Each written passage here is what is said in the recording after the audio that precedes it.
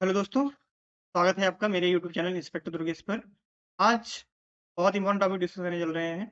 आपके इस बार पहली बार ऐसा हुआ है कि सीजीएल मेंस में कंप्यूटर पूछा जा रहा है, तो उससे रिलेटेड जो भी आपकी क्वेरीज हैं, उन सबको डिस्कस करेंगे इसमें, ठीक है? क्या इम्पोर्टेंस क्या है उसकी, सिलेबस क्या है, ठीक है? कौन-कौन सी किताब आपको पढ़ना है, कैसे तैयारी करनी है और आप कौन-कौन सी गलतियाँ कर रहे हैं या कर सकते हैं, उन सबको कैसे अवॉइड करना है, इन सब पे डिस्कस करेंगे। ये छोटा वीडियो होगा, ठीक है? पूरा वीडियो देखिए, आपको 100% श्योर है, फ़ायदा होगा ही होगा, ठीक है? आगे बढ़ते हैं।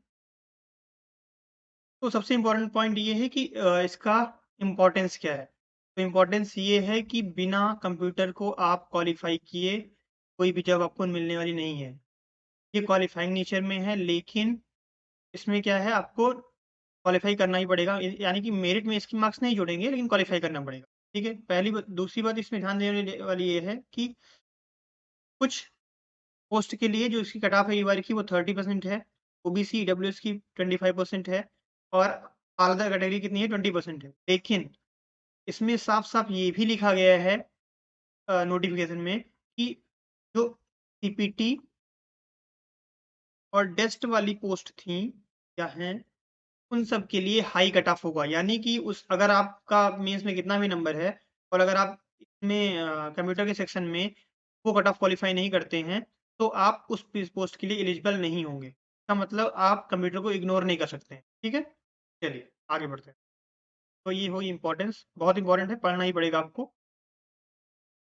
अब बहुत छोटा-सा सिलेबस है इसका, तो 4 पार्ट में इसको डिवाइड किया गया है। पहला है कंप्यूटर बेसिस, दूसरा सॉफ्टवेयर, तीसरा working with internet and emails और चौथा है basic networking and cyber security, ठीक है?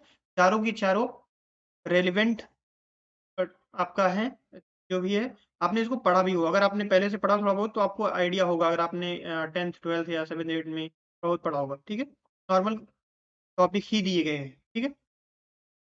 तो आप इनसे रूबरू ऑलरेडी होंगे, यानी बेसिक नॉलेज आपको होगा। अगर नहीं है, ठीक है, तो आपको थोड़ा बहुत अपने कंप्यूटर आपके पास होगा, लैपटॉप होगा, उससे थोड़ा बहुत चला के देखिए, गूगल कीजिए, उसको थोड़ा समझने की कोशिश कीजिए। दूसरी बात, सबसे इम्पोर्टेंट बात, कहाँ से पढ़ना है, ठीक है? बहुत लोग क्वेश्चन ये है, ठीक है? तो आप किन-किन चीज़ों को कितना कवर करना है, ये सारी चीज़ें हम डिस्कस करेंगे। तो आप ये बुक ले सकते हैं, ठीक है? एक बार समराइज़ करेंगे अभी लास्ट में हम। ये बुक एक अरिहंत की बुक है, ठीक है? इसमें आपको ये 2-3 साल पुरानी बुक है, लेकिन काफ़ी रिलेवेंट बुक है और आप ये किसी ने कंटेंट बनाया हुआ था, मैंने उसे उससे लिया हुआ है इसको, ठीक है? राइट्स सारे उसी के पास हैं, केवल मैंने उसका यूज़ किया है।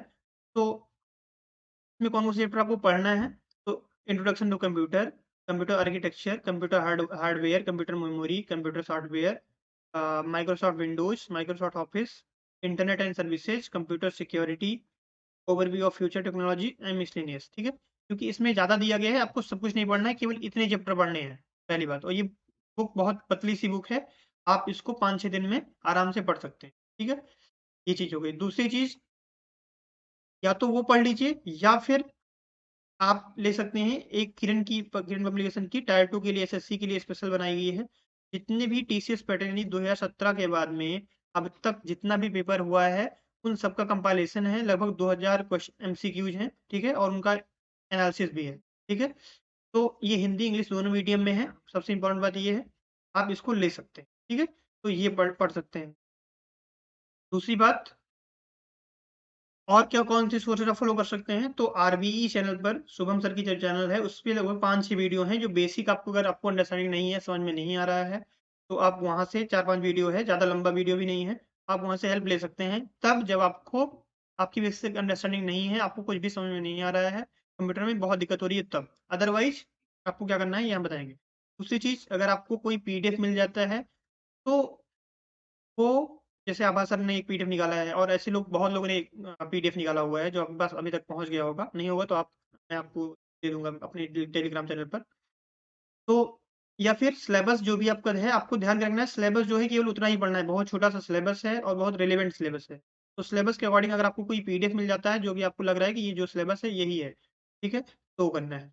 दूसरी बात, कंप्यूटर पे बहुत ज़्यादा टाइम नहीं देना है। अगर आप 1 दिन में 30 मिनट भी दे रहे हैं, तो वो बहुत है, ठीक है? अब आपको, मेरे हिसाब से आपको क्या करना चाहिए, सबसे पहले क्या करना चाहिए, सिलेबस जो है आपका, इसको एकदम अच्छे से देख लेना चाहिए, ठीक है?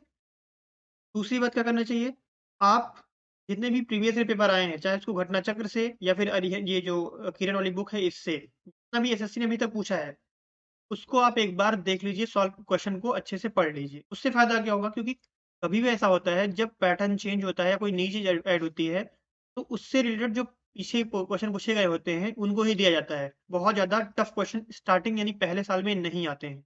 ऐसा एक्सपीरियंस है और चीज़ों को एनालिसिस करने के बाद हम बोल रहे हैं। तो आपको क्या करना है, सिलेबस देखना है, छोटा-सा सिलेबस है। जितने भी क्वेश्चन अभी तक कंप्यूटर के आए हुए हैं, ठीक है? 2 सोर्स आप फॉलो कीजिए, घटना चक्र या फिर किरण पब्लिकेशन के जो प्रीवियस ईयर पेपर है वो, ठीक है? इन दोनों के अलावा आप 2-3 पेज का आपको मिल जाएगा, नोशन में मिल जाएगा, उससे आप पढ़ सकते हैं। इसके अलावा अगर आपको मैथ, इंग्लिश, रीजनिंग, जीएस ये सब आपका तैयार है अच्छे से, तब इस पे टाइम दीजिए, अदरवाइज़ इतना जो आप पढ़ लेंगे तो आपकी बेसिक अंडरस्टैंडिंग से आप कर सकते हैं। अगर आपको लगता है थोड़ा-सा आप और कर सकते हैं, तो आप एक काम और कर सकते हैं, जो भी सिलेबस में टॉपिक दिया गया है, उसको आप एक काम कीजिए, किसी दिन जब आप छुट्टी हो, जैसे संडे है, सैटरडे है, कभी भी जब भी जब छुट्टी हो, तो आप क्या कीजिए कि गूगल पे टाइप कीजिए विकिपीडिया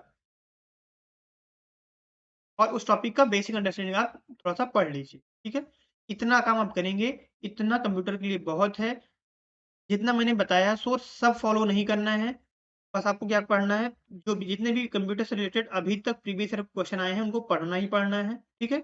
अगर आपकी अंडरस्टैंडिंग नहीं है, तो आप आरबी सर का वो जो वीडियो है, वो देख सकते हैं। अगर अंडरस्टैंडिंग है, तो कोई भी रिलेवेंट जैसे आभा सर का पीडीएफ है या कोई भी एक रिलेवेंट पीडीएफ आप थोड़ा-सा पढ़ लीजिए ताकि आपको बेसिक अंडरस्टैंडिंग हो जाए। दूसरी बात, मैक्सिमम क्वेश्चन नंबर लाने की कोशिश करना है, क्योंकि जो कट ऑफ बनेगी अच्छी पोस्ट की, सीपीटी वाली पोस्ट या अच्छी पोस्ट के लिए, इंस्पेक्टर पोस्ट के लिए, वो हायर होगी नॉर्मल से। और सबसे इम्पोर्टेंट बात ये है कि जो पीएसए है जिसकी बहुत ज़्यादा वैकेंसी है, वो भी सीपीटी वाले में रखा गया है, ग्रुप में रखा गया है। तो यानी पीएसए के लिए भी आपको हायर कट ऑफ के लिए जाना पड़ सकता है, ठीक है? तो इतना कुछ कीजिए, कंप्यूटर में आराम से आपका हो जाएगा, ठीक है? तो आज के इस वीडियो में इतना ही। थैंक यू सो मच, पढ़ते रहिए अच्छे से। जय हिंद।